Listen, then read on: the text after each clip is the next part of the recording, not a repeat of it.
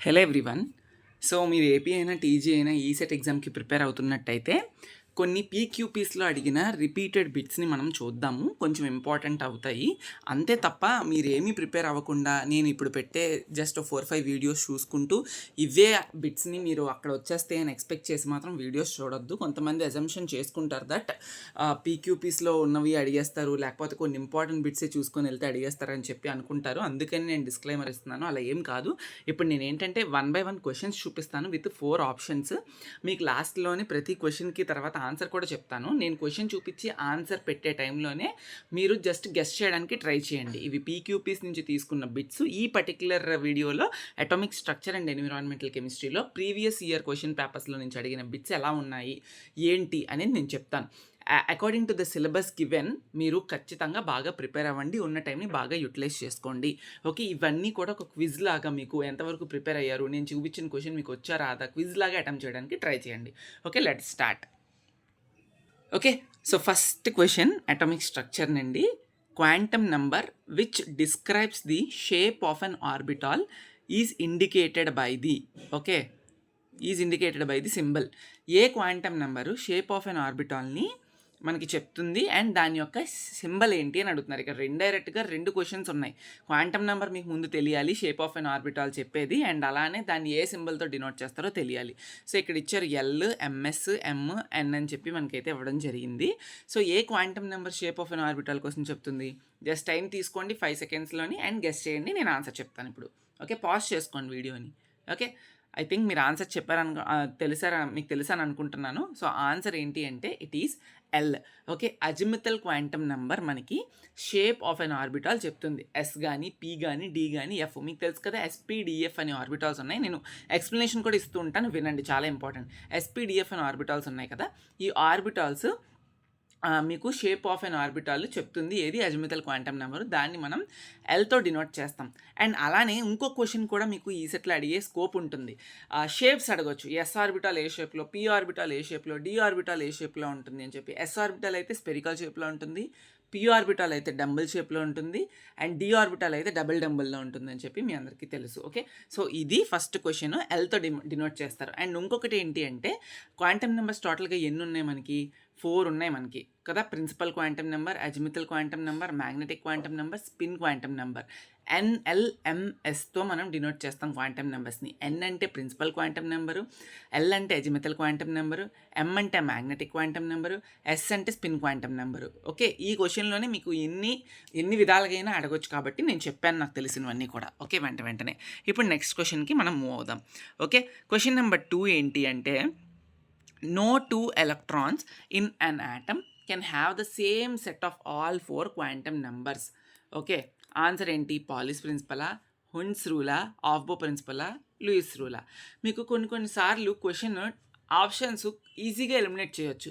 ఇక్కడ మీరు కనుక గమనిస్తే మీ టైం తీసుకొని మీరు ఆన్సర్ చెప్పండి పాజ్ చేసి. బట్ నేను చెప్తున్నాను ఎక్స్ప్లెనేషన్ ఏంటి అంటే, ఇక్కడ మీరు గమనిస్తే Pauli's principle, Hund's rule, Aufbau principle అనేది మనకి అటామిక్ స్ట్రక్చర్లో మనం చాలాసార్లు విన్న పదాలు తెలిసినవే. లూయిస్ రూల్ అనేది మనకి అటామిక్ స్ట్రక్చర్లో కొత్తగా అనిపించవచ్చు కాబట్టి ఆప్షన్ డీని ఎలిమినేట్ చేసేయండి, Lewis rule. Okay, Lewis acids bases అని ఉంది కానీ లూయిస్ రూల్ ఇక్కడ మనకి కొంచెం కొత్తగా అనిపించేటప్పటికి మీరు తీసేయాలి దాన్ని. ఓకే, అయితే answer Pauli's principle, Hund's rule, Aufbau principle అయి ఉంటుంది అని చెప్పి మీరు అనుకోవాలి. అంటే ఆప్షన్ ఎలిమినేషన్ మెథడ్లోకి మీరు ఇలా రావాలి. ఏదైనా మీకు తెలియంది, ఓకే, అసలు మీకు క్వశ్చన్ మీద ఐడియా లేదనుకోండి, ఫస్ట్ మీరు ఏం చేయాలి, అందులో తెలియంది తీసేయాలి. ఆ తర్వాత మీరు ఖచ్చితంగా వినే ఉంటారు కొన్ని, వాటికి వెళ్ళి రీకలెక్ట్ చేసుకోవడానికి ట్రై చేయండి. అప్పటికి కూడా మీకు క్వశ్చన్ ఆన్సర్ ఐడియా రాకపోతే అప్పుడు ర్యాండమ్ ఆన్సర్ని మీరు చూస్ చేసుకోవాలి మీరు. ఓకే, ఇది ఫస్ట్ అయితే మాత్రం కొంచెం ఎలిమినేషన్ మెథడ్లో వెళ్ళడం చాలా మంచిది. ఓకే, ఇక్కడ ఏమంటున్నాడు క్వశ్చన్లోని, no 2 electrons in an atom can have the same set of all 4 quantum numbers. Okay, is known as. ఏ ఎలక్ట్రాన్కి కూడా same set of 4 quantum numbers ఉండవు. అది మనకి ఏది చెప్తుంది అంటే పాలిస్ ప్రిన్సిపల్ చెప్తుంది. ఎక్స్ప్లెనేషన్ ఏంటంటే Pauli's exclusion principle states that no 2 electrons in an atom can have identical values of all 4 quantum numbers. ఎన్ఎల్ఎంఎస్ అనేవి క్వాంటమ్ నెంబర్స్ కదా, ఈ ఎన్ఎల్ఎంఎస్ వాల్యూస్ ఏ ఒక 2 ఎలక్ట్రాన్స్కి కూడా ఒకలాగే ఉండవు, ఖచ్చితంగా వేరీ అవుతుంది. అది చెప్పేది మనకి పాలిస్ ప్రిన్సిపల్. సో ఇక్కడ option A is the right answer. ఒకవేళ మీరు గెస్ చేస్తే కరెక్ట్గా మంచిదే. ఓకే, నెక్స్ట్ క్వశ్చన్ 3కి వెళ్దాం. In the elements with atomic number Z equals to 1 to Z equal to 20, how many of them have no unpaired electrons in their ground state? ఇది చాలా చాలా ఇంపార్టెంట్ డిస్కషన్ అవుతుంది. So Z = 1 to Z = 20 ఏమంటున్నారు? Atomic నెంబర్ని దేంతో represent చేస్తాం మనం? జెడ్తో represent చేస్తాం. చాలామంది మాస్ నెంబర్కి అటామిక్ నెంబర్కి కన్ఫ్యూజ్ అవుతారు. మాస్ నెంబర్ని జెడ్తో రిప్రజెంట్ చేస్తారు, అటామిక్ నెంబర్ అంటున్నారు కాబట్టి ఏతో రిప్రజెంట్ చేస్తారేమో అనుకుంటున్నారు. అక్కడే మీరు చాలా రాంగ్ ఎజంప్షన్స్లోకి వెళ్తున్నట్టు. Atomic number is denoted by Z, mass number is denoted by A. Okay, so కాబట్టి జాగ్రత్తగా చూసుకొని వెళ్ళండి. ఇప్పుడు how many of them have no unpaired electrons in their ground state? Atomic number 1 నుండి అటామిక్ నెంబర్ 20 వరకు టోటల్గా 20 ఎలిమెంట్స్ ఉన్నాయి. ఇందులో గ్రౌండ్ స్టేట్లో అన్పేర్డ్ ఎలక్ట్రాన్స్ దేనికి లేవు అని అడుగుతున్నాడు. ఏ ఎలిమెంట్స్కి లేవు అన్పేర్డ్ ఎలక్ట్రాన్స్? ఇక్కడ క్వశ్చన్ అర్థం చేసుకోవడానికి గ్రౌండ్ స్టేట్ మీకు తెలియాలి. గ్రౌండ్ స్టేట్ అంటే ఏంటి? లాస్ట్ ఆర్బిట్ అని అర్థం. ఫర్ సపోజ్ మీరు హీలియం తీసుకుంటున్నారు. హీలియం యొక్క అటామిక్ నెంబర్ ఎంత? Hydrogen helium atomic number 2. దాని యొక్క ఎలక్ట్రానిక్ కాన్ఫిగరేషన్ మీరు ఎలా రాస్తారు? 1s2. ఓకే, ఇక్కడ ఎన్ని ఎలక్ట్రాన్స్ ఉన్నాయి? 2 ఉన్నాయి కదా. ఇది ఫస్ట్ ఆర్బిటాల్ మాత్రమే ఫిల్ అవుతుంది. ఇందులో 1s2 అంటే ఓన్లీ 2 ఎలక్ట్రాన్సే ఉన్నాయి కాబట్టి మనం స్టార్టింగ్ ఆఫ్ ది ఎనర్జీ ఎలా ఫిల్ చేస్తాము? ఎలక్ట్రానిక్ కాన్ఫిగరేషన్ 1s2 అనే రాస్తాము. ఇక్కడ గ్రౌండ్ స్టేట్ అంటే ఏమవుతుంది? ఫస్ట్ ఆర్బిట్ అవుతుంది. ఇక్కడ కంప్లీట్గా ఫిల్ అయిపోయింది కదా ఫస్ట్ ఆర్బిట్. 1s2 అంటే కంప్లీట్లీ ఫిల్డ్ ఇది.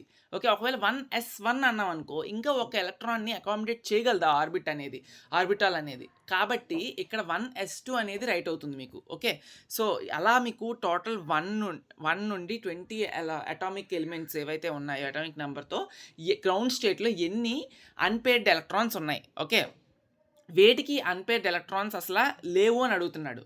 ఓకే, అర్థమైందా క్వశ్చన్? No unpaired electrons. అలా మనకి హీలియం ఉంది, బెరీలియం ఉంది, నియాన్ ఉంది, మెగ్నీషియం ఉంది.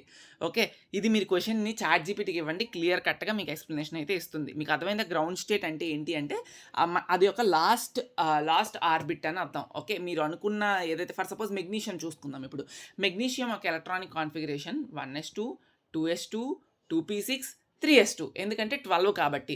So 1s2, 2s2, 2p6, 3s2. ఇప్పుడు లాస్ట్ ఆర్బిట్ ఏమవుతుంది? ఇది థర్డ్ అవుతుంది. ఓకే, థర్డ్ అవుతుంది. అండ్ గ్రౌండ్ స్టేట్లోని మనకి ఏమైనా అన్పేర్డ్ ఎలక్ట్రాన్స్ ఉన్నాయా? 3s2 కూడా కంప్లీట్గా ఫిల్ అయింది కదా.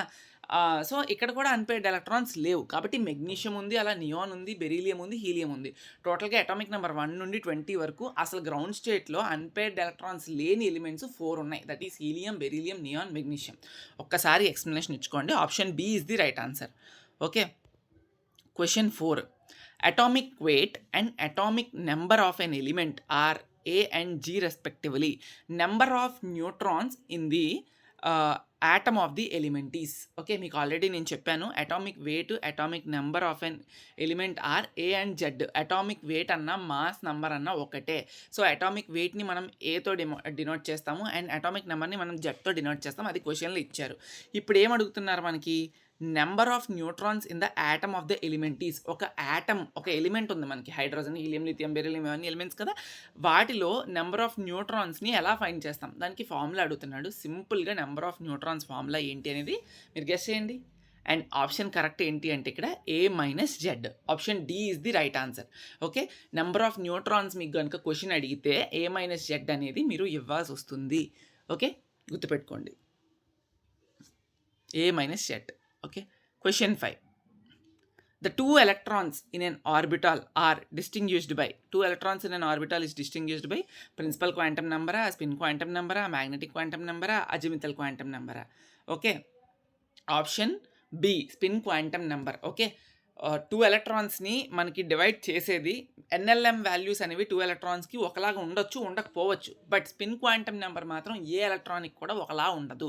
అందుకే 2 ఎలక్ట్రాన్స్కి డిస్టింగ్విష్ చేసేది మనకి స్పిన్ క్వాంటమ్ నెంబర్. ఎందుకంటే ప్రతి ఎలక్ట్రాన్కి +½ -½ ఉంటూనే ఉంటుంది. ఓకే, ఎన్ఎల్ఎంఎస్ వాల్యూస్ మాత్రం ఒకలాగే ఉండొచ్చు కొన్నిసార్లు కొన్ని కండిషన్స్లో. ఓకే, సో అందుకు స్పిన్ క్వాంటమ్ నెంబర్ అనేది ఇది రైట్ ఆన్సర్ అవుతుంది. The order of increasing energies of the orbital follows. Okay, and ఇంకొకటి చెప్పాలనుకుంటున్నాను. నేను ఎలక్ట్రానిక్ కాన్ఫిగరేషన్ రిలేటెడ్గా ఏదైతే ఎలక్ట్రానిక్ కాన్ఫిగరేషన్కి ముందు మోయిలర్ చార్ట్ డయాగ్రామ్ ఉంటుందో క్లియర్ కట్గా చెప్పి ఎక్స్ప్లెనేషన్స్ ఇచ్చాను.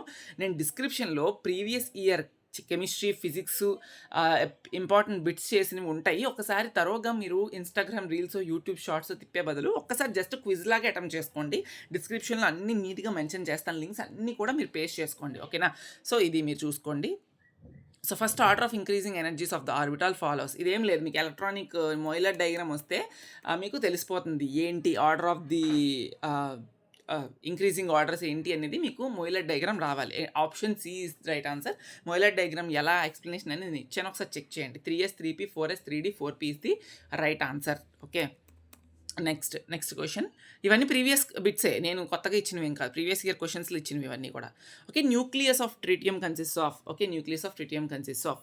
ఆన్సర్ ఏంటి అనేది మీరు గెస్ చేయండి. ఓకే, అండ్ ఇక్కడ మీకు ఒక చిన్న కాన్సెప్ట్, ట్రిటియం అనేది మనకి isotope of hydrogen. Isotopes, isobars అనే కాన్సెప్ట్ మీకు తెలిసే ఉండాలి, తెలియకపోతే తెలుసుకోండి. దాని రిలేటెడ్గా కూడా క్వశ్చన్స్ ఎక్స్పెక్ట్ చేయొచ్చు. సో హైడ్రోజన్ యొక్క ఐసోటోప్ ఇది. ఓకే, న్యూక్లియస్, ట్రిటియం యొక్క న్యూక్లియస్లో ఏమేమి ఉంటుందంటే ఒక ప్రోటాన్ ఉంటుంది, 2 న్యూట్రాన్స్ ఉంటాయి. So option D is the correct answer. 1 proton plus 2 neutrons. Okay, which of the electronic configuration is not possible. Okay, electronic configuration అసలు ఏ దాంట్లో పాసిబుల్ లేదు. 1s2, 2s2, 2p6, 1s2, 2s2, 2p7, 1s2, 2s2, 1s2, 2s2, 2p5. And మీ అందరికీ ఈజీగా మంచిగా prepare అయ్యి ఉంటే ఈ పాటికే ఆన్సర్ తెలిసిపోయి ఉండొచ్చు. చాలా బేసిక్ క్వశ్చన్ ఇది అడిగింది మనకి. Option B is the right answer. 1s2, 2s2, 2p7. ఎందుకంటే p ఆర్బిటాల్ అనేది which accommodates only 6 electrons, but option బిలో pలో 7th ఎలక్ట్రాన్ కూడా కనిపిస్తుంది మనకి.